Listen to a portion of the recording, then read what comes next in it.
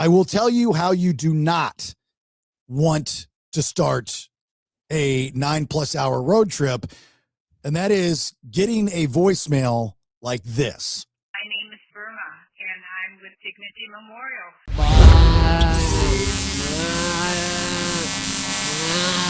Before we begin, let's thank our great sponsors. And if you want information on how to become one, you can go to jasonbailey.com. Much love to Inspect All Pest Services, because bugs, termites, and critters, they don't belong in your house. Inspect All handles pest control, termite protection, and wildlife removal. Here's the number one reason to use them. One company that does it right the first time. Bonus, they also take care of insulation, pressure washing, and gutter maintenance all across Atlanta. Less calls, less stress, better results. InspectAllServices.com. If life makes you Google lawyer, call the Aurora Law Firm, led by the Mad Dog, Manny Aurora. This Georgia-based team handles criminal defense, white-collar cases, DUI, expungements, and more. Nationwide. Number one reason to call the Mad Dog, they know the system and how to beat it. The Aurora Law Firm, because oops needs backup. TheAuroraLawFirm.com. Life gets heavy. Stress, work, relationships, all of it. That's where Ridgeline Counseling can help. Led by Dr. David Markwell and a team of 10 therapists, Ridgeline offers in-person sessions at 3 of his Georgia locations: East Cobb, Marietta, and McKaysville, or virtual visits wherever you're at and most comfortable with. Number one reason to choose Ridgeline, you don't have to do it alone. Ridgeline Counseling.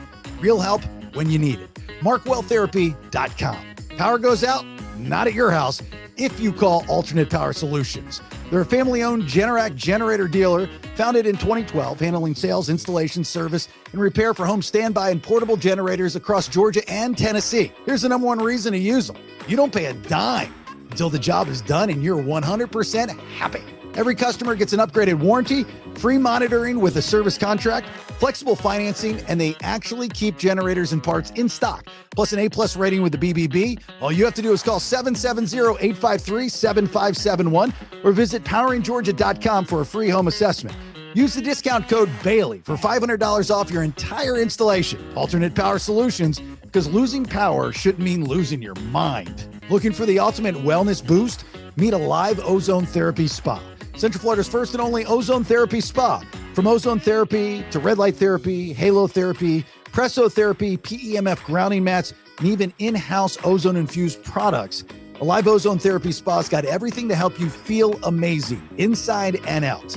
Repair, rejuvenate, and restore your body. Here's the number one reason to try Alive Ozone Therapy Spa, because they combine cutting-edge therapies with natural holistic care. Go online to AliveOzoneTherapySpa.com. Use the discount code BS10 for 10% off your services and products. Alive Ozone Therapy Spa, because feeling your best shouldn't be optional. Thanks to all of our sponsors. And with that being said, let's begin the show. Hey, good looking. It's the Bailey Show podcast. JasonBailey.com. It's a website. Wow! I almost missed it. Ah! All right. There it is. Episode 473. It is the Bailey Show podcast. It is a guy's show that women love to listen to with a side of laughs. It's all in the BPX. What is the BPX? That is the Bailey Podcast Exchange. 3 different shows, 5 days a week, one feed. I think I do a good job of explaining it. I was doing a lot of explaining on what we do over the last couple days when I was in Alabama, which I'll get to here in a minute. And I still looked at people and they seemed confused. Were you explaining or mansplaining? I think I did it. I think I started with a mansplain. Okay. And then saw the deer in headlights and then came back around and explained. There's a difference. Yeah, I still don't think they got it. It's very odd. Like you say, I do a radio show. They're like, oh, what station? And you say the radio station, and they're like, oh, that's nice. And then they go, what do you talk about? And you say, well, this is what I talk about. And usually before they say, what do you talk about? They go, what do you talk about? Politics, sports? And then you go, nah, we kind of lay off of it. I mean, we'll go there sometime, it's this type of show. And it's like, oh, okay, interesting. And then you move on. In the podcast world, you go 3 different shows, 5 days a week, and then you have to explain each show. And I think I've done a pretty good job of simplifying all the shows, right? On Monday, I released a show called Honey, I Raised the Kids. Rach and I do it, talk about becoming empty nesters and starting our second lives. Then Tuesday, Wednesday, Thursday, we do the BS. That's the Bailey Show podcast, a lot like what my radio show was. It's a guy show women love to listen to, with a side of laughs, kind of give that in there. And then on Friday, I released a show called the Vinyl Road Podcast with Brad Stewart of the band Saliva. And it's about rock and roll, his stories from the road, life, and everything in between. Boom. That's less than 30 seconds. It makes sense, right, Ben? I mean, you understand what I just said? Well, yes, but to somebody that has no bearing, no clue, no grasp of the thing, maybe they need a little extra. I think the biggest issue with podcasting is where you can find it. I do think that people, which is kind of odd, I wouldn't have said this a couple years ago. I think people will be more loyal to radio shows than they will to podcasts. And if that's not the case, somebody correct me. But I get that kind of vibe. Like people like podcasts and they'll listen to it. But because of the ease of listening to podcasts versus radio where you have to listen to it, between 6 and 10 or whatever, show it is, when you can choose when to listen to something, I think your loyalty tapers a little bit. Does that make sense? So, yeah, and I would agree with that. I don't know that it's the choosing to listen to it part as much as the extra steps to do so. So if somebody knows they're going to be in the car from this time to this time every day, they pick their channel. Hey, I like that show. And they just don't hit a different button because they know it's probably going to be enjoyable. It's already done. Yeah. They sit in their office. They got their little background music on that station. That's what it is. Yeah. Podcasts, they got to go, hey, I need to make an effort to do this thing. And sometimes they just don't.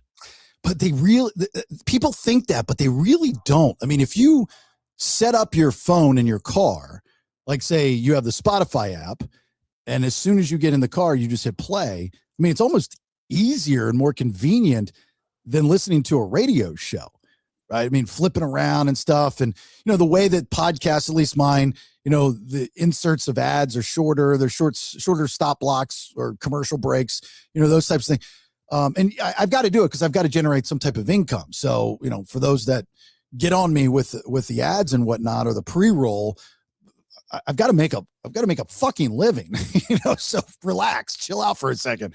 If I had, the Rogan numbers, life would be a different story, but I don't.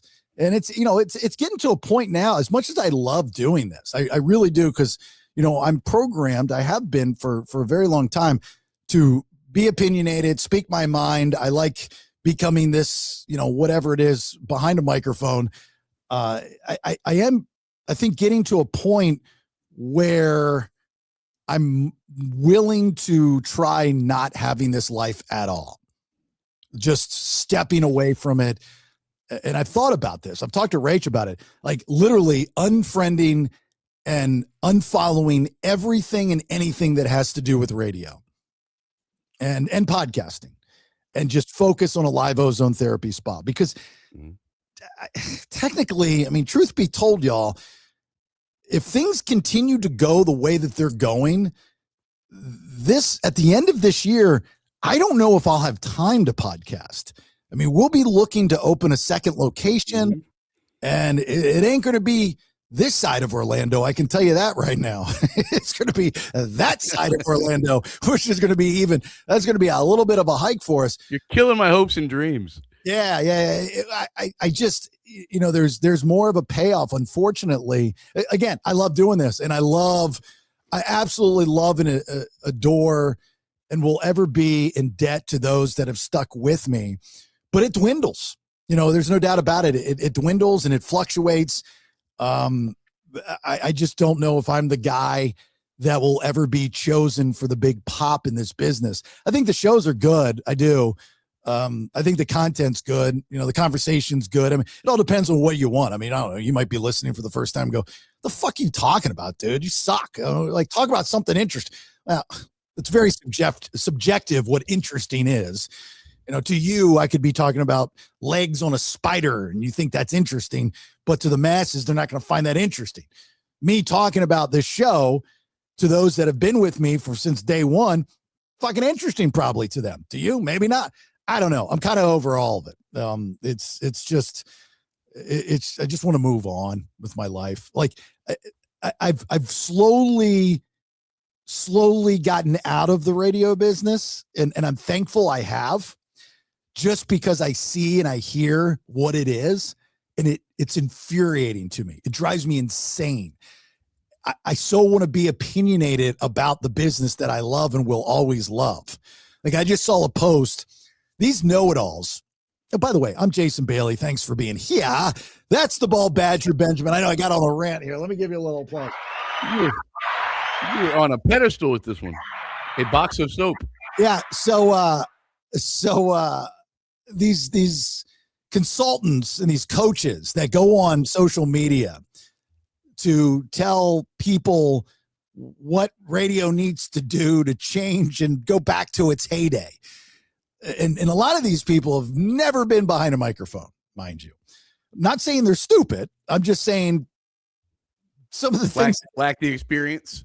In a category, maybe. I mean, not lack the experience in the business, but it's I have no problem with their opinions because they're smart people. But what I have a problem with is when I know it's bullshit.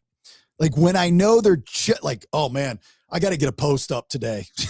let me do this. So this guy, he's been in the business a long time, and he's got history in the business. I don't think he was ever on the air, and if he was, he didn't have any success there. But he's had success on the other side. And he talks about, it's always like a very formula-like post where it starts out with the headline of branding is all about you. And then it's space. Then it goes down and it talks about radio's missing the point, that it's all about the people that are behind the microphone and this and this. I'm going, what are you talking about right now?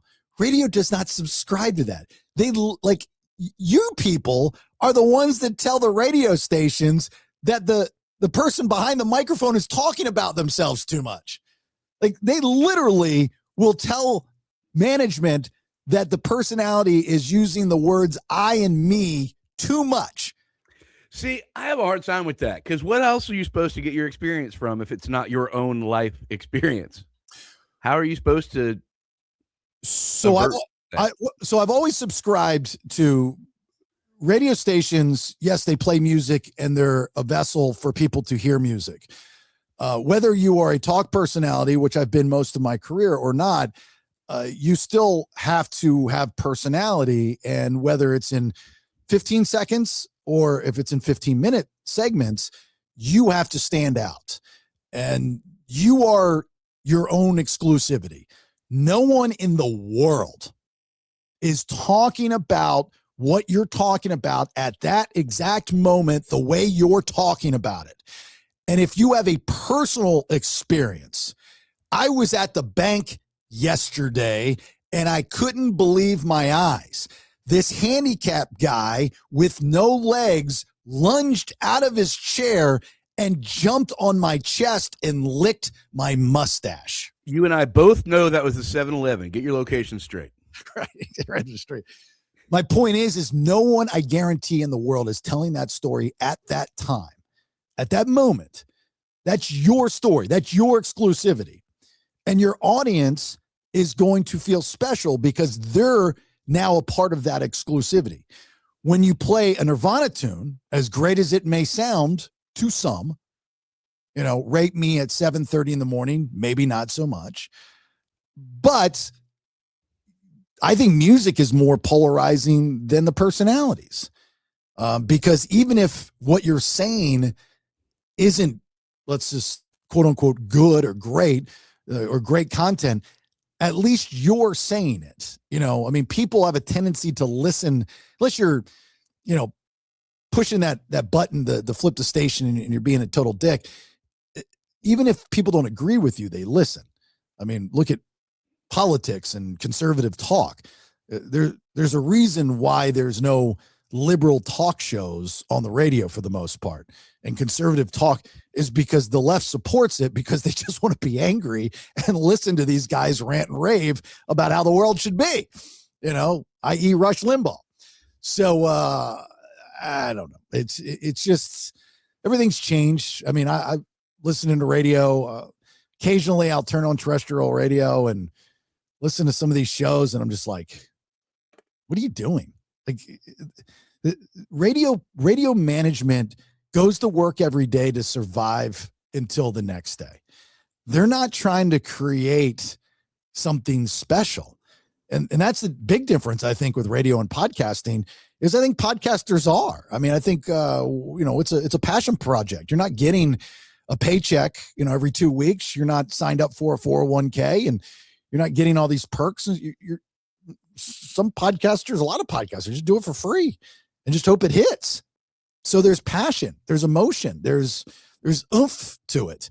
I turn on my radio station. I mean, just the other day I'm listening, I'm going, what are you doing? Like, it's like they're trying to be actors. It's not organic. It's not raw. It's not real. And some of these people that are on there, it just doesn't sound like they want to be there. I'm going, you have the greatest job in the world. Smile. I mean, like, try to lie that you're enjoying doing what you do. It's a privilege. It's not a right. It's a privilege. It's the greatest job in the world, outside of the bullshit after when you're off the air. But being on the air, nothing better. Nothing better. Those 4 hours, especially if you're working with the right people, best 4 hours in the world.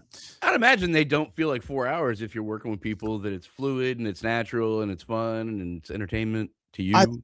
I've always said this to shows that I've worked with. I've said, like I would always be the guy that would put together the planner, kind of like what I do with us. Right.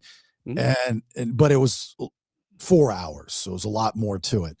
And you would have your benchmark bits and stuff like that and blah, blah, blah. And then you would have what I'd call floats, so if something's not working, I can transition or whatever. And if I don't get to anything on that paper or those papers, that's a good show. Yeah. And I always say that. I was like, that's a good show when I don't get to what I put on paper. Because if I'm going by what I put on the paper, I mean, then I'm just kind of going down a list of like, okay, well, this is where we're going. This is where we're going. This is where we're going. And radio people, like the last guy I worked with in Atlanta, he didn't understand that. He didn't understand the flow of a radio show. He had no idea about the mechanics on how to produce shows and those times. Because he was a glorified phone screener for most of his career as a stunt boy. So he was like a puppet, just go do this and be funny and stupid and people will laugh at you and you get yours. He never was a manager at the restaurant. He was always the bar back.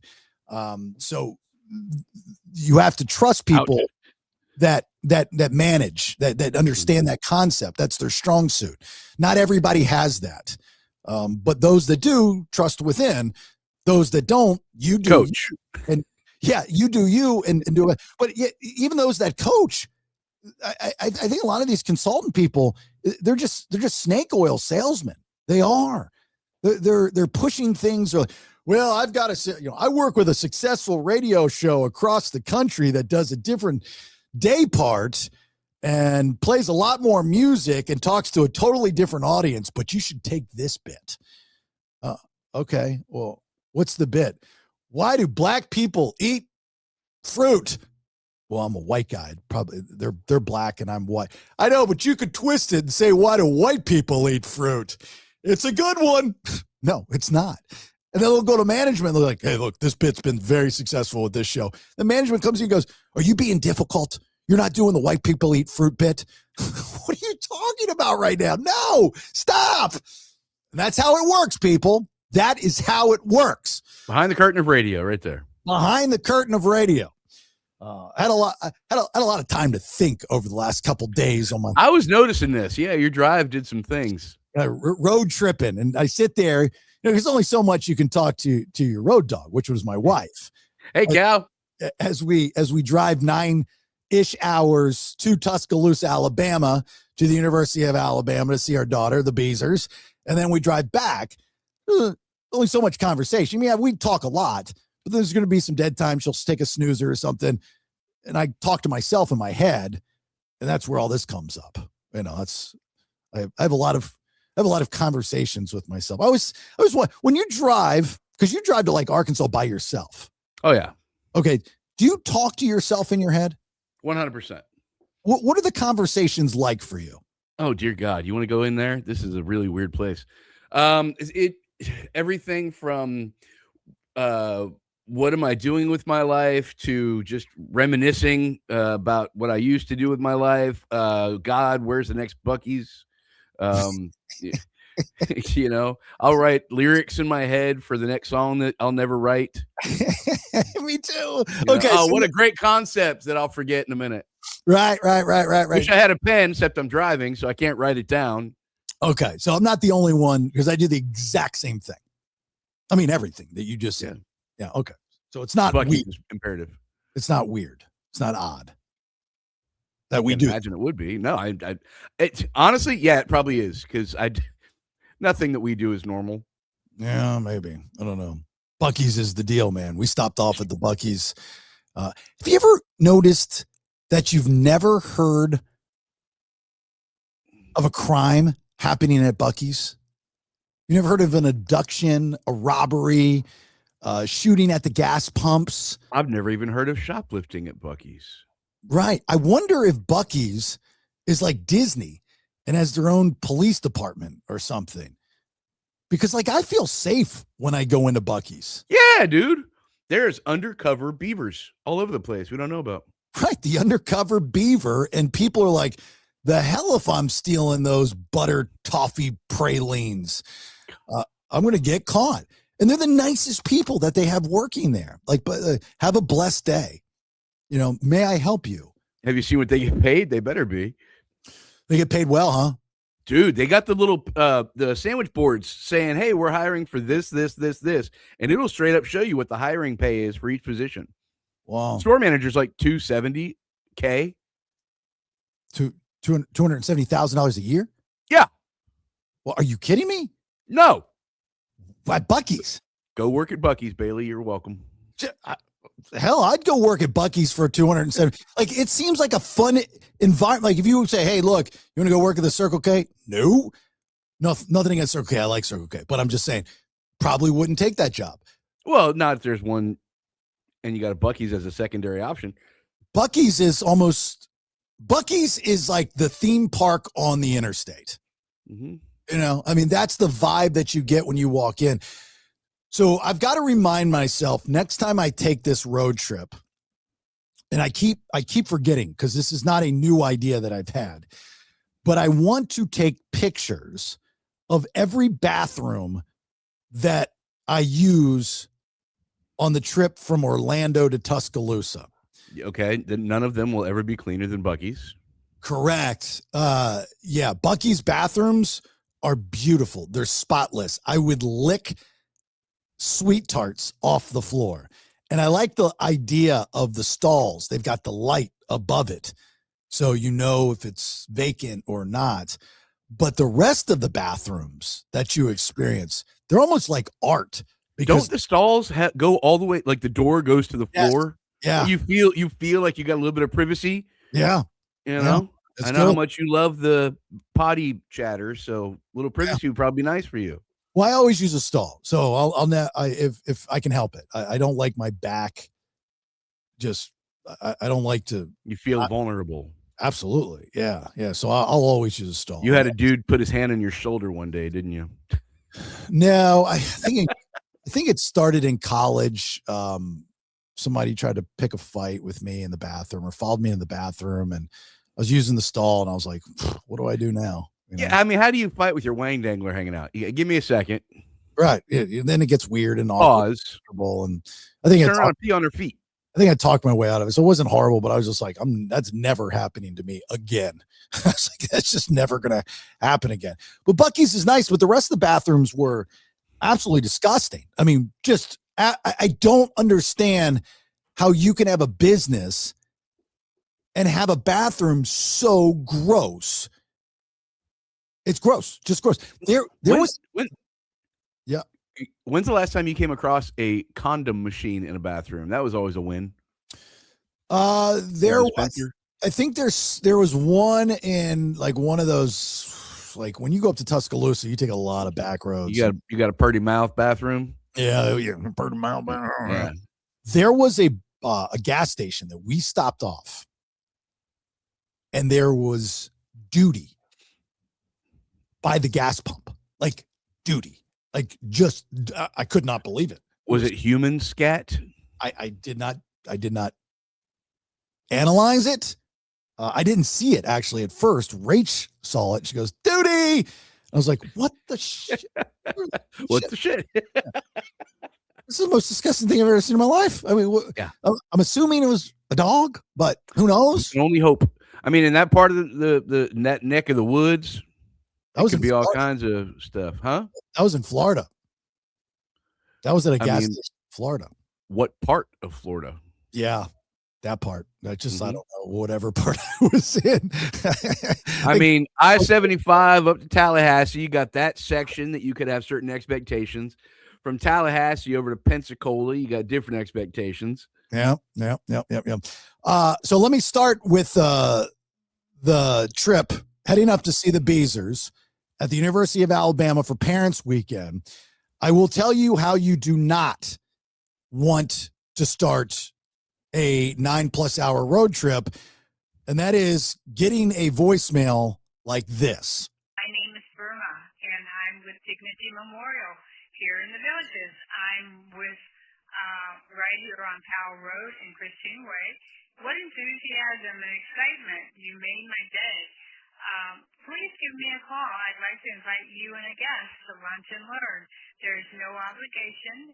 We are a funeral home, and we do pre-planning and pre-arrangement. And so I'd like to invite you to have a great lunch. And there's, as I said, no obligation. Just come have a great lunch, make a decision for yourself rather than leaving it to your children or a loved one. Look forward to talking to you. Maybe I'll get some of that enthusiasm rubbing off on me. Have a great day. It's one thing to get an AARP, something in the mail, and you feel old, but it's another thing to start a 9+ hour road trip and get a call from a funeral home asking you to come to a lunch and learn. It's like, do you know something I don't know for this road trip? You know, a lot of lunch and learns are open bar. I mean, that's weird. I've never even heard of that before. I'm actually familiar with that company, not the Villages version of it, but I didn't know they were making cold calls to come die with them.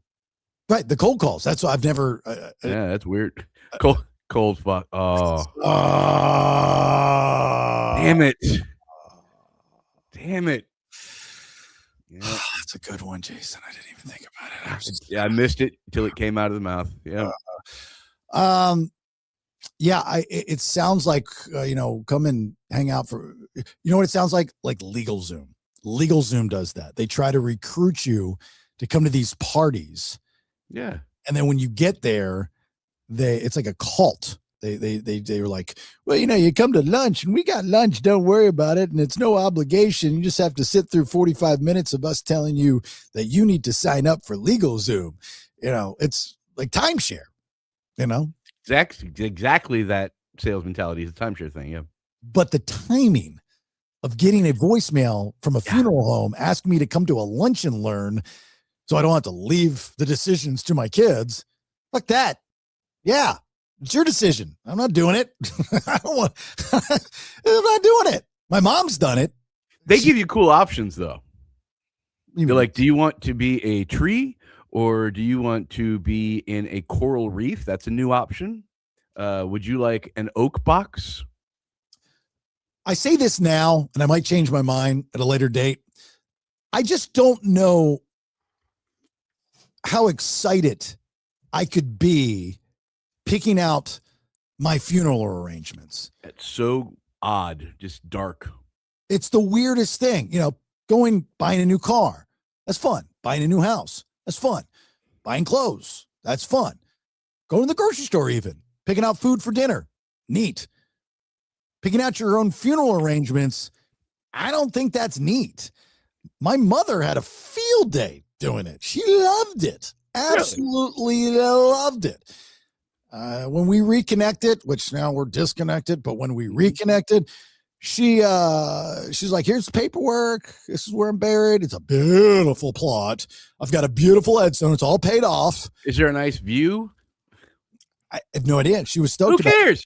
I think the only thing that I've done to prepare for that time in my life years ago, I did a will. A living will is smart. Yeah. And in my will, I think I put in there that I want to be buried as close to my grandmother in Maryland as possible. And I think that's the only thing I did. But that's a little inconvenient for Rach or whoever's taking care of business.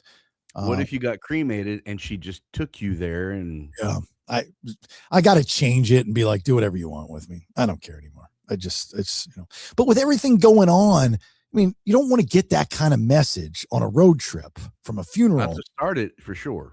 Look at 2026, James Vanderbeek. What we just lost, Carradine, Robert Carradine, Eric Dane, Yeah. We're losing all these people. It sucks. Like flies. Yeah. And they're like in my age group, Robert Carradine wasn't, but Eric Dane was 50, 53 maybe. Yeah. Eric Dane was, how old was he? Well, he was on Saved by the Bell, so he's got to be our age. Yeah, I would think he's around 1972. So he was 53. Yeah, nicely done. Yeah, 53 years old. That's so young. Yep. And he was all white hair, man. That's crazy. That's so young. I'm going to talk more about that Netflix show that was done with him and released after he died, like just within the past week or so. Famous Last Words. We'll do that probably on tomorrow's released episode. Okay. But that show, by the way, is bigger than what I think people realize. Like, I think they just watched it and they're going, oh, that's very sad. They're not seeing a bigger picture with that show. There's a huge, like, society altering picture when you watch that show. It blows my mind. I know there's a lot going on in the world right now. You're going to make me wait for this conversation, aren't you? Yeah. I know there's a lot going on in the world right now. You got Mexico, you got Iran, you got this, you got the State of the Union, you got the United States hockey team winning the gold, you got the Olympics, you got all this stuff going on. So, we got Guthrie still. You don't have time to stop down and analyze the Famous Last Words, Eric Dane Q&A that was released on Netflix after he died. It was, that's the one that he said specifically, do not put this out until I'm dead. Yeah, it's so much bigger than what people realize. It is a societal changing show. The concept is society changing because of what they did. And I'll get into that. I'll finish my story about Alabama. So we get up there. We got our Airbnb. I will tell you, with the track record that my wife has with booking Airbnbs, she did good. I hope so. I brought it up to both of you a month ago. Double check. Triple check. She did good. It is not her fault. For some reason, and we stay right outside of Tuscaloosa, like in a place, it's like 4 miles away. It's a place called Bridgeport, and it's, quaint little area. It's nice. For some reason, none of the Airbnbs that we've stayed at in and around University of Alabama have TVs in the bedroom. I don't know why. I have no idea why. Like, I don't have one in my bedroom. I never really. Nope. Is it a cost thing, or is it why not? I don't want to watch TV in bed.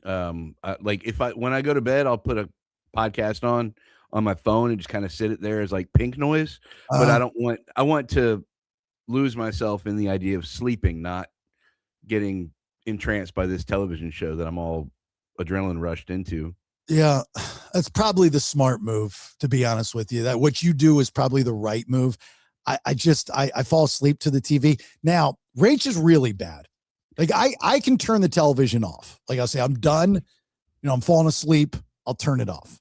Rachel, on the other hand, she's like, I can't sleep. And I'm like, well, you can't sleep because you're watching TV. She's like, I got to put on a show that I've already seen. Like, why? So you have to train your brain. I think people that can fall asleep without the television on have stronger brains than those that can't. I don't know. I think it's just a trained thing. Like now that's become part of my habit.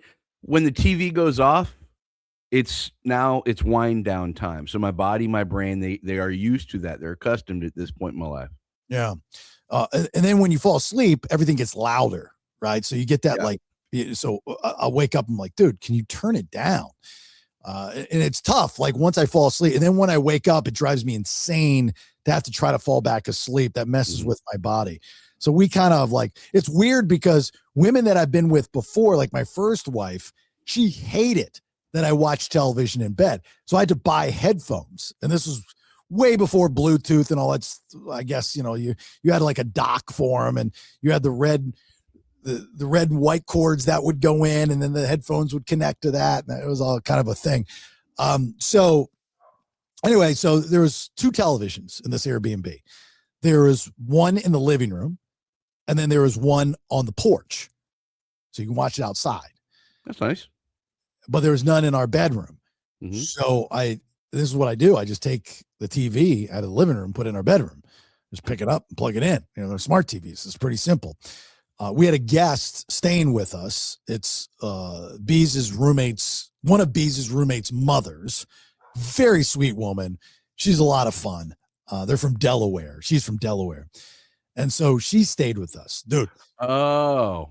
You want to meet the biggest conspiracy theorist with like all kinds of information. She's not just spitting out conspiracies with no. She got backup files and stuff. Oh, mind blowing. She is fascinating to listen to, not talk to. She does the talking. You listen. You just listen. How was that for you?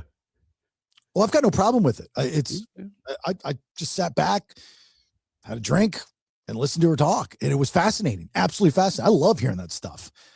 By the way, for those of y'all watching, when Bailey is not doing this, he's actually pretty quiet. It's almost weird.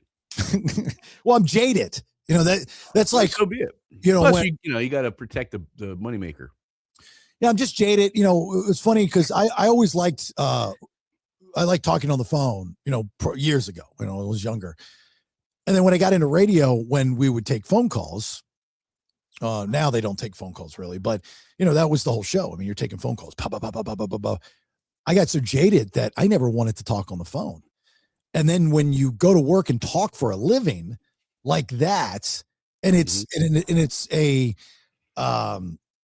what's the word I'm looking for? It's a bigger version of what you would normally be as far as exaggerated. Exaggerated. Thank you. It's an exaggerated conversation than what you would normally have. Your inflection is different. The way that you deliver things. Hey. Yeah. It comes across a lot different than we're just talking to somebody. I just didn't want to talk to anybody. I'm still like that. You see me at a poker table. I don't say a word. I don't say a word. Go to these networking meetings. I don't say a word. I just nod and smile. Yeah, just nod and smile. Yes. Yep. So anyway, we get up there. We get to our Airbnb. It's nice. They stocked it full of stuff for us, and they had everything we needed. It was an extremely comfortable bed. Great towels. Big, fluffy white towels. Was it a king or a queen? King bed.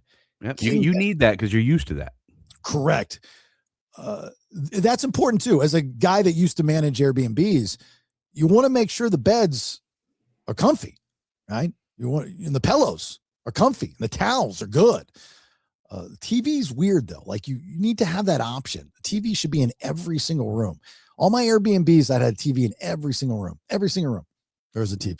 Put it on the wall. Just as an option. I like going to Vegas because there's one in the shower. There's one, you got a mirror off the commode. You can watch Yeah. So we get there, it's parents' weekend for her sorority.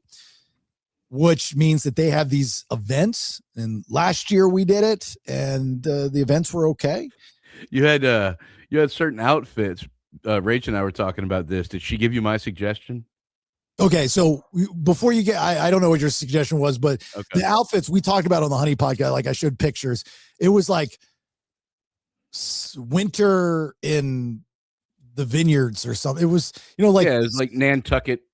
Yeah, it was khaki and dress up. So Rach was getting on me, and I'm going, well, can I wear my Members Mark Sam's Club pants? She's like, no, you wear your Lulus. And so I take, kind of dressy up clothes, jackets, sports coats, and stuff like this. By the way, didn't need it at all. Like, there's dudes, shorts, t-shirts. Should have had like seersucker and penny loafers on. Nobody dressed the part. The girls did, but the guys, the dads, I mean, there were a few dads that dress. I don't mind dressing up, but I think participation is, I think that the kids would have really enjoyed that. That's lame on the dad's parts. I guess. I don't know. They looked a lot more comfortable than I did in some spots. I can tell you that. What was your suggestion? Croquet mallet. Walk around just carrying a croquet mallet over your shoulder. Looking like Johnny Polo from the old WWF days. That's funny. The first event was at this bar called Two Dimes, and it's a concert venue. I guess it's under new management, and they normally, I guess now they do like raves. It's a big venue. It's a good size. It's nice. I mean, it's a nice venue. Two Dimes. Kind of blown away when you walk in and you're like, holy shit, this thing's huge. I mean, it's big. The sound system was great. What would you compare it to that I might be? It's kind of like the Barn meets House of Blues. Okay. Because they had an area in front of the stage, the pit area, that was lowered, which I thought was clever. For orchestra and photography? Well, I think just for people. It's like, so you'd walk in and you'd have a main floor, and they had an upstairs with a bar area. And then once you get closer to the stage, it dips down. Like the Social. Yeah, technically you could say like the House of Blues as well in Orlando, or to a point the Hard Rock. It's just the whole area is lowered down. But this was a smaller kind of section right in front of the stage. Well, that was cool. They had a cover band that I don't know the name of the cover band. It was a female lead singer. Thought they did a phenomenal job. It was a very, very, very good time.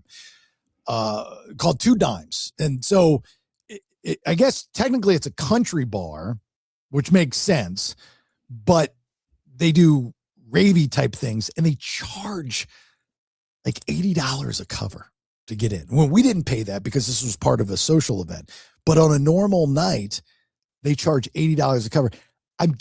Or 40 to 80 or something like that. That's what we were talking about, possibly for the non-drinkers, the cover was like exorbitant. Yeah, I'm assuming they do that because they have a band that they have to pay. And if you're not 21 and you're not drinking, because my daughter's not 21, so she's like, I got to pay this crazy cover. And I'm like, I think you got to pay it because you're not 21. You're not drinking alcohol, but you're listening to music. So that's why they're doing it. They're trying to cover their costs for the band and the back end of the band. And if they're letting underage in there, their insurance is going to be exorbitant. So, yeah. There you go. That's another thing. Two Dimes right there, downtown Tuscaloosa. Pretty cool spot. It was packed. I mean, she's got like 400 girls in her sorority. So holy crap.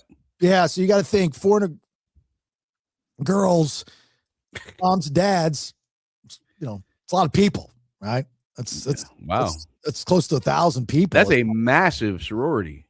Yeah, it's a big sorority. Expensive sorority. It's the most expensive sorority on the campus. Way to go. I mean, my fraternity in college, we had a 100-man chapter, and that was big. Yeah, same with us. Yeah. I told her, I was like, that's kind of odd. I mean, because in another event, I go, do you know all these girls? Like, I don't see you talking to all of these girls. She goes, I don't know them all, mainly the ones from my pledge class. It's like, that kind of takes away the idea Yeah, sisterhood. of sisterhood or brotherhood in a fraternity is if it's too big, you can't get to know everybody. I mean, yes, you're going to know your pledge class better than anyone, but the idea is to network and know as many people as possible. 400 people is a lot. How big is our house? It's big. All these fraternity and sorority houses at Alabama are huge, and they're clean. They're spotless. They've got kitchens, full kitchens. Mm-hmm. With chefs and stuff, yeah. With chefs, yeah. Dude, we had ants and rats and roaches and backed up plumbing and piss smell everywhere. Yeah. Beer cans everywhere. It was nasty. Here's something at this bar that I noticed. I've never seen this before. They had female security guards. They weren't big, they weren't jacked, they weren't mean, but they used them if they had to escort out a female. Yeah. Smart. Yep. In this day and age, absolutely brilliant. I actually think you can take that to the next level, going off my theory on why I'm so pro-female referee in the NFL or any sport, is because if you've got a guy playing that sport and he's got any type of manners and was raised any type of way, you're not going to argue with a woman. You're not going to use profanity. You're not going to be a dick. You're going to be a gentleman. So you're going to listen to a female. That's why I think every referee in the NFL should be female. But I never thought about it in a bar. Female security guards. Like, you've got to be a real dick to want to punch a female bouncer. Based on a lot of the behavior you hear about these players at home, I don't know if it would make a difference on the field or not. Yeah, right. Well, I don't think they're going to do it in front of cameras. But the idea, like when I saw the female security guards, never seen that before. Up there at the University of Alabama, this place called Two Dimes. Like, this is brilliant. Absolutely brilliant. No guy is going to play tough guy with these ladies. He's going to be a gentleman. I don't care how drunk you are. There's something that's going to click that's going to say, all right, I just need to listen to what they say. So you diffuse any issues that you might have because you play the sex card. I know if I was being out of line and I'm intoxicated and the woman comes up and says, all right, enough, time for you to get out.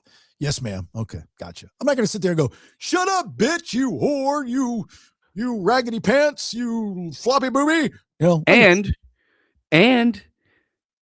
you're probably going to hit on her because you're hammered and there's a chick in front of you that just put her hands on you and you'd be like, my bad, baby. Hey, what time you get off though?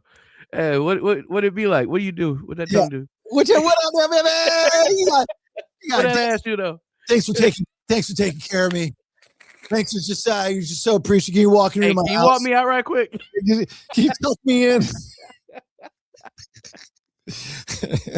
Brilliant. Absolutely brilliant. Bars, hire female security guards. It's the most brilliant idea ever. Sorry, guys. Your day's up. It's a psychological thing now. It's not how big your arms are. It's how beautiful your face is.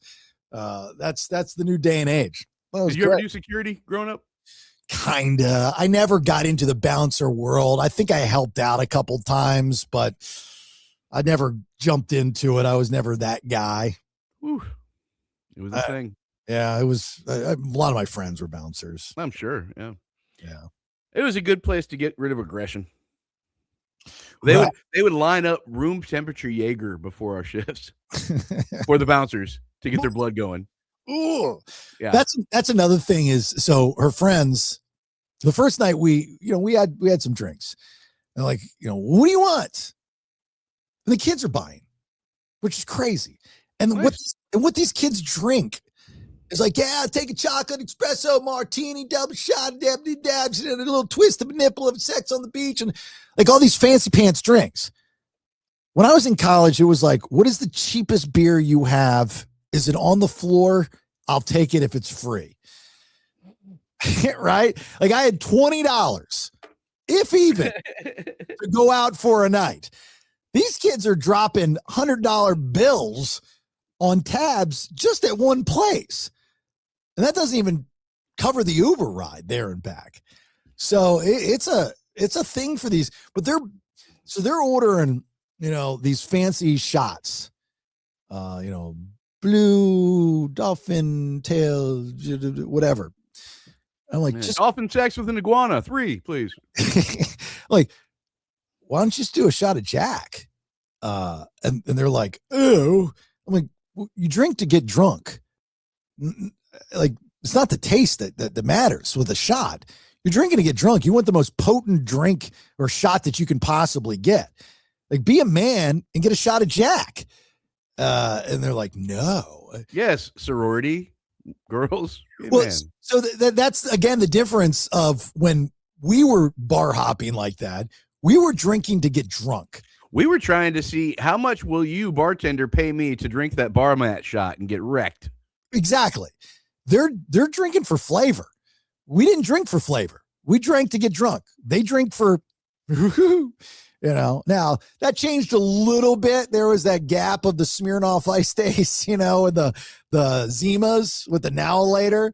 Man, they were so good. Zima with a Jolly Rancher candy in there. Yeah, the Jolly Rancher. Yeah, that was pretty good. We used to ice each other often, and not that long ago. I'm talking within the last couple of years. I've been iced. I noticed at this Two Dimes bar the first night there at when we were up for Parents Weekend at the University of Alabama. I was just so impressed with these kids. Like, not just the kids in her sorority, but the kids at University of Alabama. I mean, these are good Southern kids, right? They had manners, open doors, bump into you. Sorry, excuse me, sir. I mean, and this was not just this bar. These were anywhere we went. It was like that. Again, comparing it to, because, I don't go out much, definitely don't bar hop anymore. When we went out, when I was in college, it was like it was inevitable. There was going to be a fight. Like, somebody's looking for trouble. A lot of times it was me, you just always had to be ready for that. I didn't see that at all. Like, at all. Everybody was cool. And like, even if I'm just watching, observing, they didn't know each other. Like, hey man, oh dude, what's up? Oh yeah. Cool, man. Cool. Yeah. Anyway, couple observations. One, surprised. A lot of kids smoke cigarettes. Now, I understand, smoke when you drink, but it's 2026. Did the truth movement not get to you? That surprised me. I mean, and here's the other thing, is they didn't know how to smoke cigarettes. It was like that scene in Waiting, the Ryan Reynolds movie. The high school girls. The high school girls are at the booth and they don't know how to smoke the cigarettes. That was my observation for about 99% of these kids at the University of Alabama in the bars. Holding it like. Yeah. They're holding it like in the wrong fingers and they're doing this and, the way they would light it. It was just very awkward. And you don't want to correct them because it's a bad habit. You want them not to do it, but you're like, dude, if you're going to do it, at least do it cool. Like, that's the concept of the smoking of the cigarettes. If you're not a cigarette smoker, is you want to, I know it sounds silly, but look cool. James Dean, right? Mm-hmm. Not cool. So that was an observation.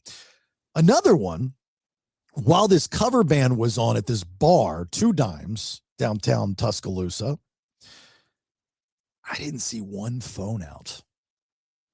I was blown away.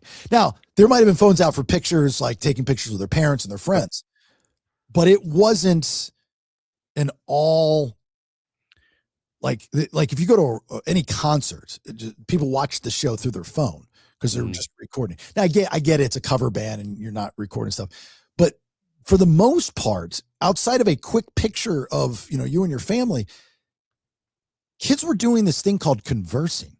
It was crazy. I mean, they were talking to each other. They were laughing. They were having drinks. They were talking with their parents. And that was the other thing, is all the kids were with their parents and hanging with their parents. Like, they were part of the crew. If that were me in college, I'd be like, yeah, just hang out here and, talk with the other parents. We're going over there with the fellas. It's so weird to see that. It's beautiful. It's beautiful. Absolutely beautiful. And it's the right thing. So they embraced the parents' weekend. They didn't, dad's coming. No, not at all. I mean, these kids love their parents. And they wanted to show off their parents like a new puppy. And so polite. Like, this is my dad, and this is introduce, they would introduce them absolutely beautiful. Gives me so much hope. This generation, like the 20-somethings right now, I got a lot of faith in them, to be honest with you. At least the ones in the South, at least the ones that I saw, because these were good kids, man. I'm not saying that there's bad apples, but what I observed at the University of Alabama for Parents Weekend, they were good kids doing things that I don't want to say were, I know I said mind blowing, but just surprised me because I guess I wasn't a good kid. You know, I did everything wrong. It was a different time, Bailey. They're doing everything right. Just no phones out. But here's the thing. So the kids were great. Something's got to give. You can't have a perfect night when alcohol is involved. Something has got to give at Parents Weekend at the University of Alabama. Spill the tea, Bailey. What happened? I watched security and some parents carry a dad out of this bar. Not because he was fighting. He's hammered. Yeah, I think so. I think too many chocolate martinis with the daughter, huh? I think he got too drunk. But they were carrying him out like he was on his back, like Rudy off the field. And I'm going, okay, not on my bingo card for Parents Weekend at the University of Alabama. At bar, alcohol, Friday night. Dad gets carried out? Not kid? Maybe he was pre-gaming too, you know. I guess so, man. I'm like, Rumspringer! Didn't see. Doing it like my day. Jaeger bombs for everybody, man. Oh, God. I didn't get the full story. I hope it was the female security guards that carried him out too. One of them was part of the carry crew. Yeah, nice. One was part of the carry crew. So anyway, another observation I made, I think it was the last one, is I've come to a realization, and hear me out because think about it. This is actually really brilliant. If we want to stop having the controversy over who should play the Super Bowl halftime show. And I'm not just talking about this year, right? You know, this year, the storyline got political and this and that, but any year, no one's ever happy with the Super Bowl halftime show. And for good reason, because they take an artist that just does their songs. So it's polarizing to everyone else. So how do you find an artist that you can, you know, not going to hit 100%, but at least above 50% cater to? You can build a festival around a headliner. Well, I've got it. 20 minutes. If you're looking for the artist, they have to check off both of these boxes. One, they have to be a band and or an artist that is already part of the playlist playing in the stadium. Pre-game, during game, post-game. You know, like where you hear Queen or you hear Saliva or you hear the White Stripes, you know, the anthem stuff. The second thing is, if you want to find a band to play a Super Bowl halftime show and answer the question, will this cater to the masses without any storyline, go to any college bar and listen to the band playing and what songs they're playing. Because bar bands, like the good old boys, Ben's band, knows to play songs that everyone can enjoy. Right? Yep. So, you cannot be self-indulgent. Correct. Yeah. The next night we went to a different bar. I forget what it's called. Something Shed, Red Shed or something. It was more of a whole Watershed. Maybe. I don't know. I think that was a sign, wasn't it?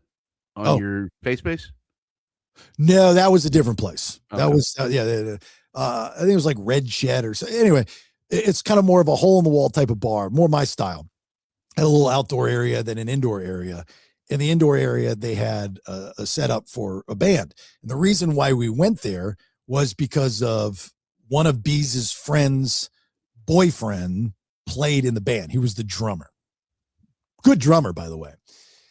And it was cute, like to see these kids up there trying to figure it out. And there was a lot of downtime. They played a lot of the songs over and over again. They had a very short playlist. And they did a great job. They did a really, really good job. But it's so cool to see, you're at this small little bar at the University of Alabama, and these kids are, probably been playing. It was a 5-piece band. They had 3 guitarists. So they had a lot going on, and you could see each individual person's skill set, like what they were good at. And they were trying to find their chemistry and connect and stuff. I loved watching it, and they did such a great job. Did such a great job, but they're playing songs. Like I was surprised. They're playing Creed, and the crowd sang along with it. They were playing stuff from our generation. There is a Creed resurgence right now, sir. Yeah, they are massive again. I mean, outside of course, the Skinnerts and some of the country stuff, they were playing a lot of the early 2000s active rock bands. Because it was awesome. I loved it. They played Green Day and stuff like that, and the crowd was singing along. So that's kind of where I came up with the Super Bowl idea. I'm going, okay, like I just heard 5 songs back to back to back that were big radio hits in the late 90s to early 2000s.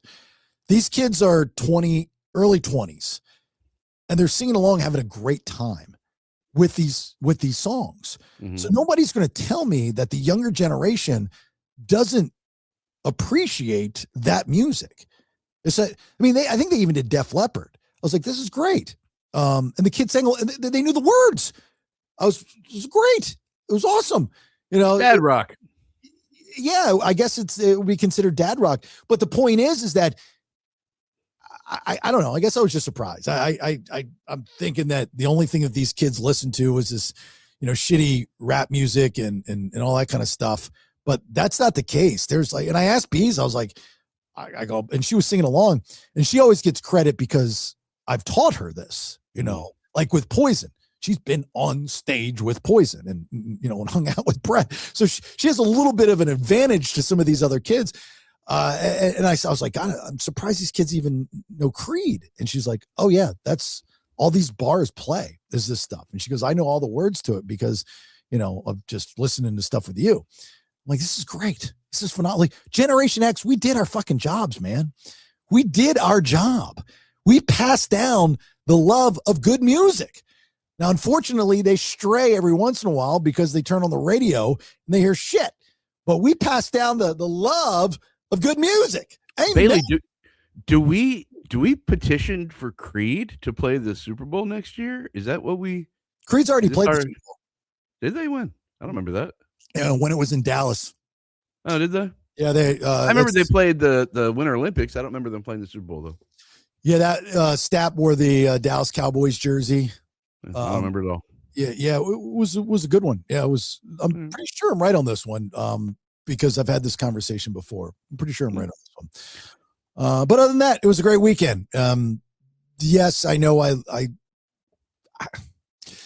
don't know if I said it on this podcast or I said it on the Honey podcast, but something was said by me about some of the drama going on in the house. Ah, yes. And I don't remember where I said it. The Bama drama. The Bama drama. And it got back to the other party. Yeah. And we had a conversation about it because I guess they got the transcript. I think Spotify offers a transcript.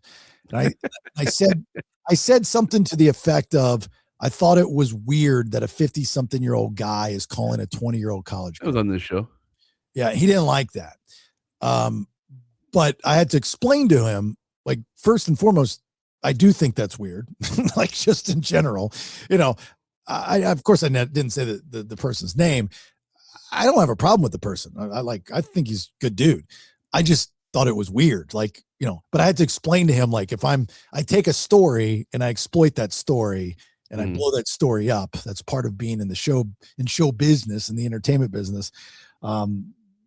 You just happen to be the story, when you just happen to do something that you didn't like, that I didn't like, so I was like, I'm not going to apologize for it because this is what I do for a living.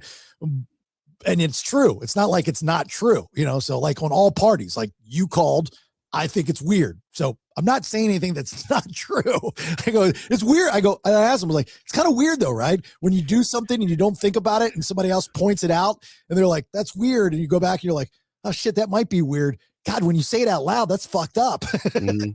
Like, that's what happens. I like, I on a weekly basis, I will have at least one person complain about something that I've said, which is good, right? I mean, I'm not gay. I'm not trying to do that, but it's been an interesting month, between that and the Shinedown stuff. And I had some people on the Final Road podcast, I guess, bitching about, they said that I called them sheep, which I know I did not do, at least in that context. So it's just always, it's how people listen to stuff. So I think we got through it was a little contentious. It was a little uncomfortable. It was a little awkward for some people, not for me. I for some reason, I'm like the liaison guy between the parties. And I've explained to everybody, I don't want the job. I don't know how I got the job, but I guess I'm the only one. You ready for this?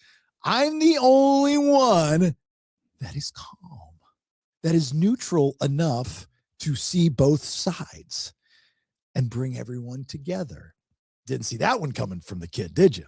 Nope. So misunderstood. People don't get me. So misunderstood. Rach and I will go into more detail about this because that's more for the Honey, I Raised the Kids episode, which we release on Monday, which is a free episode, by the way. But I will tell you that it was interesting. It was awkward for some people. Like I said, not for me. Like I look at it differently. People are too quick to get angry about things that they can't control. And that's what I've tried to instill with my daughter, and I've tried to instill with her roommates, is that don't sweat what you can't control. Only worry about what you can control. And if somebody else is acting a certain way, and if you were friends with them at one time, you have to question, why are they doing that? And you want them to get help or get better. You want it to be resolved. You don't want harm. You might be angry because of, but is it really worth getting angry? Is it like, where's the money in it? And so I've been trying. So I kind of preached all weekend to these girls, like, just move on and wish well. So like, there's no sense to get all upset. Like even some of the people that hate me, that I've worked with, like, I don't want anything horrible to happen to them. I really don't. I just don't care enough, like, to be honest with you. Like there's some, like I literally forgot a dude that I worked with and I was friends with. I forgot his name the other day. Like, so I guess they posted something and Rach saw it on Facebook, and they live in a different part of the world. And I could not remember for the life of me the name of one of these people. I was like, holy shit. It's like, that's how much I don't care. I move on. I don't care. I mean, like, you're either in or you're not. You're either in my life or you're not. But I don't wish you harm for the most part. Right? Maybe a stubbed toe, maybe a flat tire, but I don't wish death. I don't wish anything horrible to happen to you. That's just silly. Don't want that. It's bad juju. Believe in juju, right? You believe in juju? Oh yeah, I do. Yeah. I think do good stuff. All right.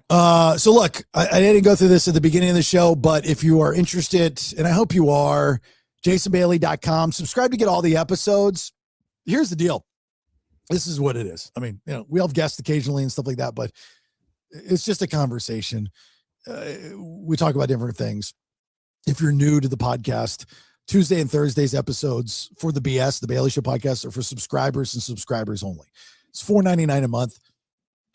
If you want to, again, which I hope you do. I mean, that's a big part of how this whole thing works. So if I don't have subscribers, then I can't continue this, and I'm not going to continue it, to be honest with you. If I don't get more sponsors, I'm not doing it. I've given so much to this podcast network. I just got to, eventually I'm probably just going to have to move on. sucks, but I'd probably just do the Honey podcast. That's it for free. And if any of the sponsors want to stay on, because that's an easy one to do. And it's fun. Not have to worry about any, people's schedule or anything. It's just Rach. I just got to wait for it to come home. No, nothing against you, but it's just, Hey man, I don't live there. Rach wouldn't let me. That's right. She said, no. She wouldn't even do my laundry. What the hell is wrong with her? If you are a business and you want to sponsor the shows, reach out. I can explain it to you. I say this every episode and I never get calls. So just want to throw it out there. You can go to jasonbailey.com. Merch store is up there. Questions from the Mad Dog Manny. Everything you need from us is on jasonbailey.com. So if you want to support, thank you very much. If you don't, you don't. And that's it. Go about your business. All right. You got something before we get out there, Benjamin? I do. If you live a good, honorable life, then you have the luxury when you get older of looking back on those memories and enjoying them twice. That's a lot. It's good though. That's good, heavy stuff. Really... Hey man, I didn't call you from a funeral home. I'm just reminiscing on ways to enjoy that phone call better. All right, look, thanks for the support. Thanks for listening, watching. Tell a friend on social media. Make sure you like, share, follow, regurgitate. That's helpful. Helps the cause. Sign up for the newsletter, by the way. That gets sent out every Friday. Ben does a really good job on that, and I like seeing people's names and stuff up there. I tell you what, if you unsubscribe to my newsletter, I find you on social media and I unfollow you. I did that.